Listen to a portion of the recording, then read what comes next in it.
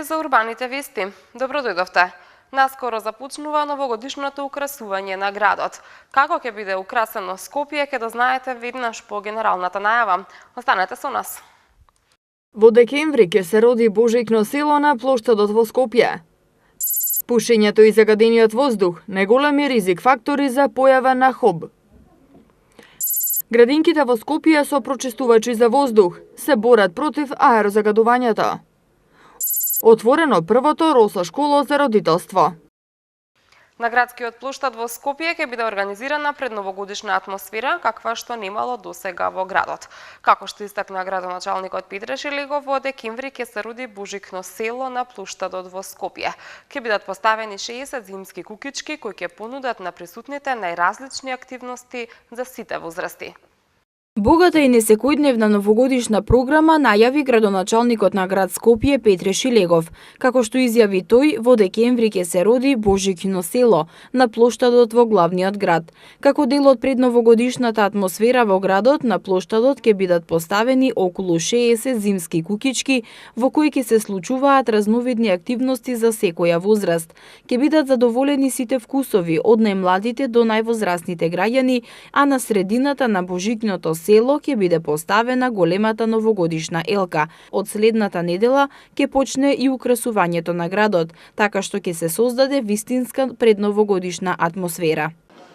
Повеќе од 60 зимски куќички украсени во новогодишен амбиент, со мала сцена која што ќе претходи на големата новогодишна забава, каде што во текот на цело време додека функционира Божикното село ќе се случуваат секој ден настани во кои што ќе може да се најдат или пронајдат сите скопјани независно од возраста. Ќе има организирани содржини на топ за сославање на вештачки снег, со што ќе придонесеме на новогодишниот амбиент и новогодишната атмосфера. Ќе има посебни катчиња за игри за деца. Ќе содржините кои што ќе бидат внатре во новогодишното село ќе бидат исклучиво од новогодишен и божичен карактер, така што очекувам дека ќе создадеме една вистинска предновогодишна атмосфера. Конечно е време градот Скопје на своите граѓани, на своите и јас како градоначалник на своите сограѓани да им дадеме една вистинска европска новогодишна атмосфера, нешто што досега во градот го немало и не се случувало. Градоначалникот Шилегов рече дека фирмата која ќе биде задолжена за предновогодишната атмосфера во Скопје е избрана на јавен повик. Станува збор за компанијата ProEvent Солуции. Проектот е замислен преку изведба на штандови наполнети со топли пијалоци, храна, книги и новогодишни играчки и украси да ја долови и доближи соодветно новогодишната еуфорија. Шилегов рече дека на плоштадот ќе има и новогодишна прослава, но се уште е рано да се каже кој ќе ги забавува скопјани за дочекот на најлудата ноќ. Пушењето и загадениот воздух се најголеми ризик фактори за појава на хронична обструктивна белодробна болест. Пулмолозите апелираат за поголема свесност кај населението и за редовно контролирање на состојбата со дишните патишта. По повод Светскиот ден за хронична обструктивна белодробна болест ХОБ 21 ноември, кој се одбележува под мотото "Никогаш не е прерано, никогаш не е предоцна", Институтот за белодробни заболувања и туберкулоза Скопје денеска организираше бесплатни прегледи за мерење на дишната функција. Како што објасни докторката Билјана Илиевска-Поповска, специјалист пулмоалерголог од Институтот за белодробни заболувања и туберкулоза, со овој настан се испраќа порака до населението на Република Македонија за важноста на препознавањето на оваа болест, навременото дијагностицирање и правилното лекување на оваа болест ќе го подобрат квалитетот на живот и животниот век на лицата кои страдаат од ХОБ, додава докторката. Хроничната обструктивна белодробна болест најчесто се открива за жал во веќе напреднат стадиум од заболувањето.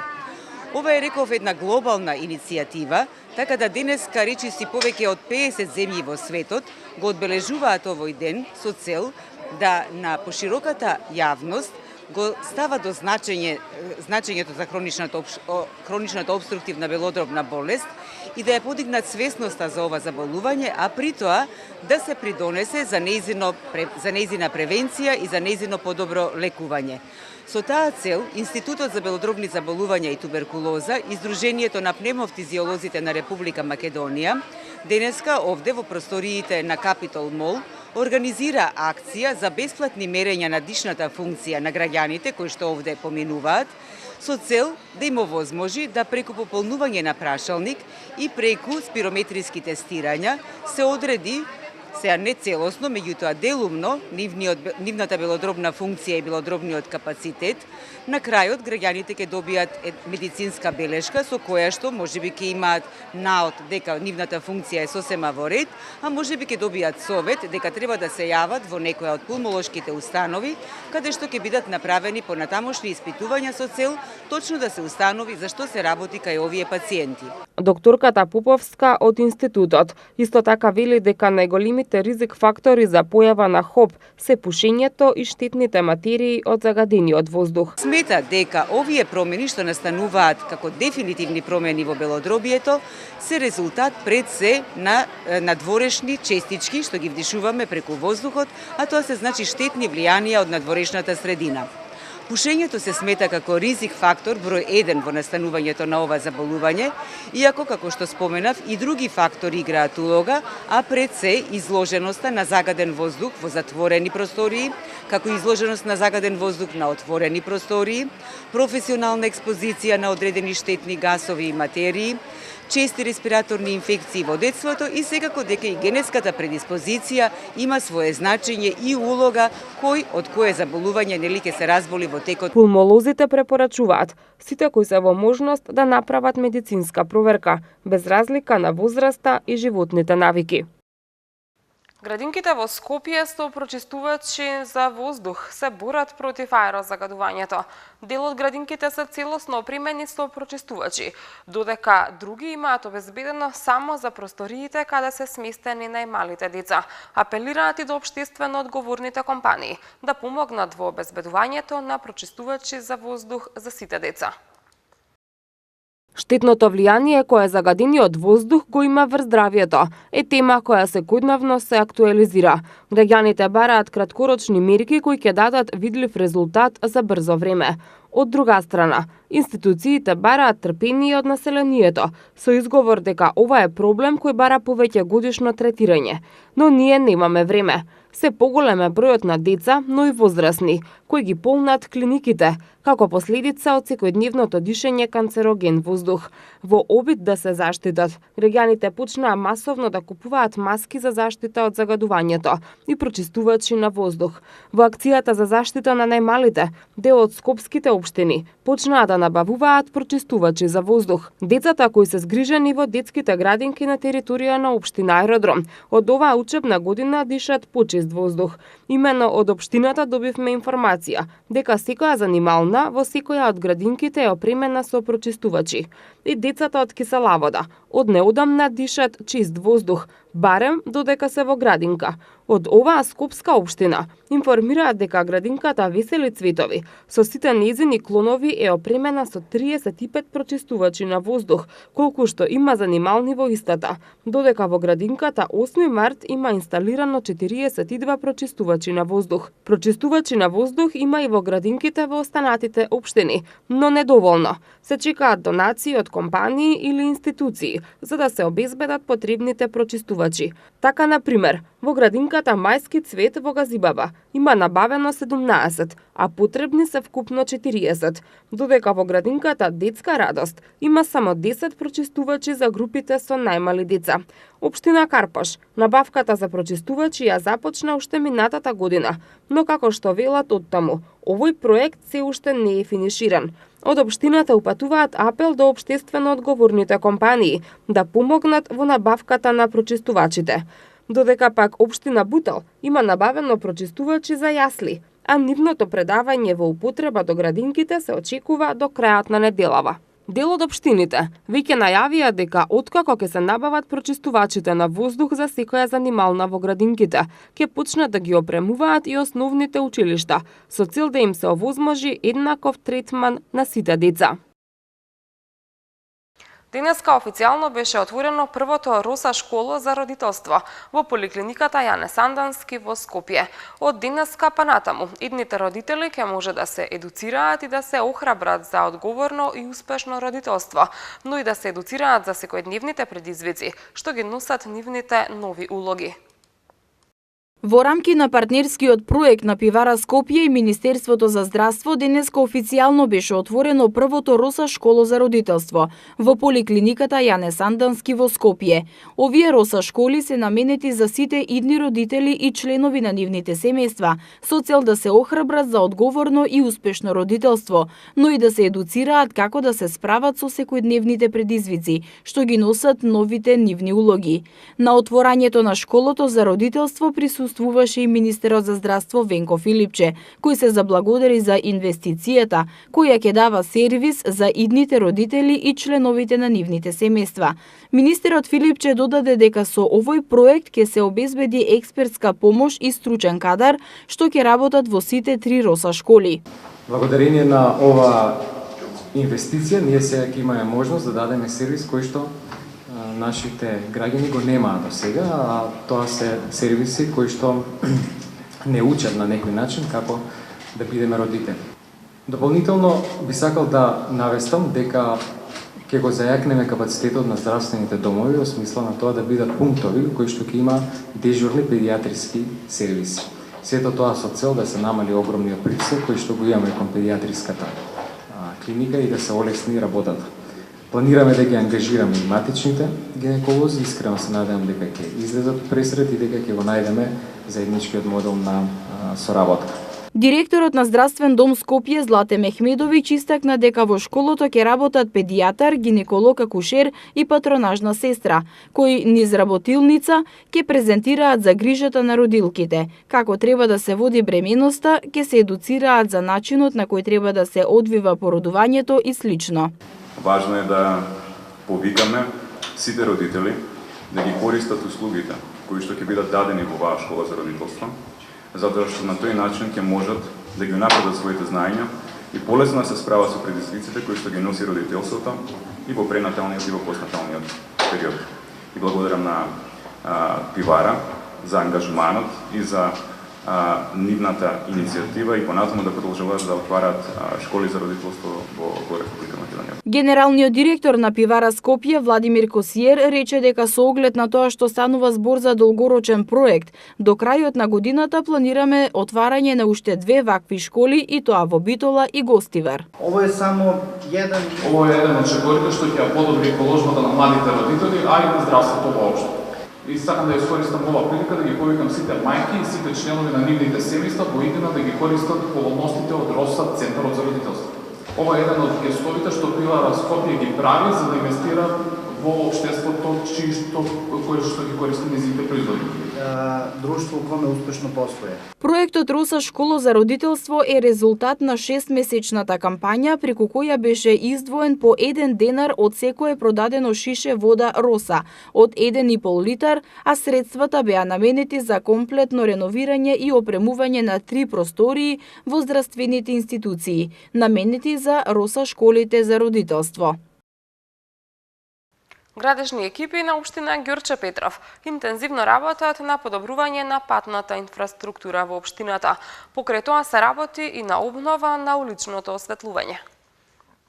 Улицата во Индрашковиќ во Хром после долги години мрак конечно доби улично осветлување. Како што информира градоначалникот Александар Наумовски, во близина на подрачното училиште Димитар Поп Георгиев Бировски поставени се 5 нови столбови и 7 нови светилки натриум 150 вати, кои одговараат на највисоки стандарди за ваква улица. Од општината додаваат дека активностите за целосно осветлување на општината ќе продолжат и во следниот период. Екипите се на терен со цел да се модернизира и подобри состојбата со уличното осветлување во општина Ѓорче Петров. Покрај осветлувањето, интензивно се работи и на подобрување на патната инфраструктура. За таа цел завршено е асфалтирањето на улицата Пеклјане 5 во населбата Даме Груев. Се подготвуваат за работа и Пеклјане 3 и Пеклјане 1.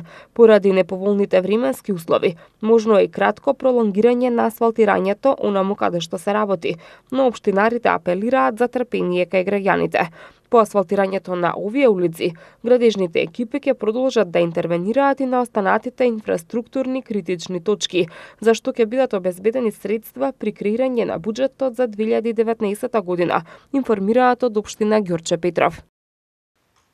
Сдруженијето Проект Среќа најави нов проект за децата во социјален ризик. Станува збор за училиште за музика и уметност насловено Гитари, дирки и свирки.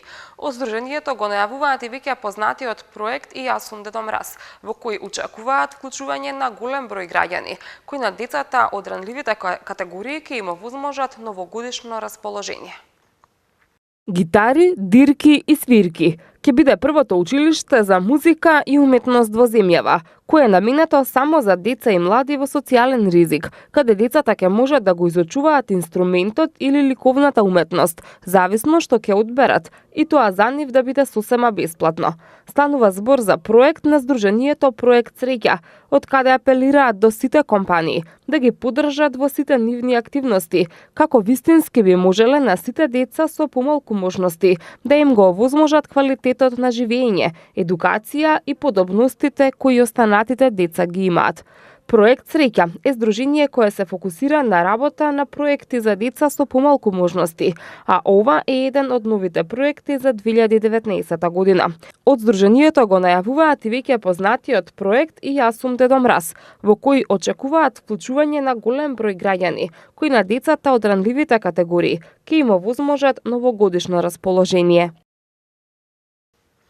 Од 23 до 26 ноември 2018 година, Детскиот културен центар Карпош во соработка со град Скопје по втор пат во Македонија го организираат единствениот фестивал кој е со награден фонд, меѓународен фестивал по саксофон и кларинет Сакслар 2018.